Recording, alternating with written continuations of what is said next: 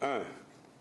La libération sans condition de toutes les personnalités détenues suite aux événements du 17 septembre 2015.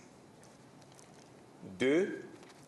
La restauration des institutions de la transition et du président Michel Kafando dans ses fonctions de président de la transition. 3. Le retrait des militaires du gouvernement.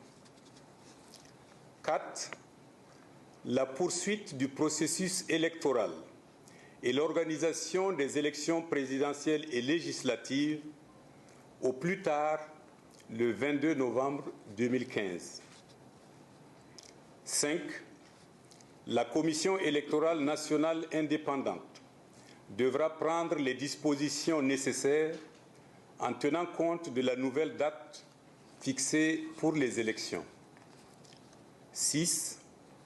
Le gouvernement s'attellera activement à la préparation des élections durant la période restante de la transition. 7. Le Conseil national de transition s'abstiendra de légiférer sur des sujets autres que ceux relatifs à l'organisation des élections et à la mise en œuvre du présent accord. 8. Les personnes dont les candidatures ont été invalidées sur la base des articles 135 et 166 de la loi électorale du 7 avril 2015 seront autorisées à participer aux prochaines élections.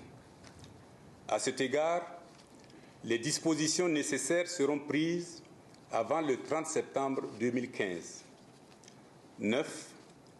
Toutes les questions nécessitant un traitement à long terme, telles que la réforme du secteur de la sécurité et de la défense, y compris le RSP, seront laissées à l'appréciation du président et du gouvernement issus des prochaines élections. 10.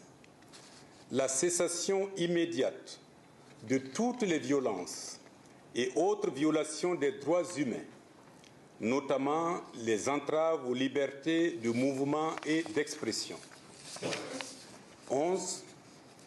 Les forces de défense et de sécurité assureront pleinement les missions de maintien de l'ordre des personnes et des biens sur l'ensemble du territoire national. 12. L'acceptation du pardon et l'adoption d'une loi d'amnistie au plus tard le 30 septembre 2015 sur les événements consécutifs au coup d'État du 17 septembre 2015. 13. Les médiateurs nationaux auront mission de veiller à la bonne application du présent accord, fait à Ouagadougou le 20 septembre 2015.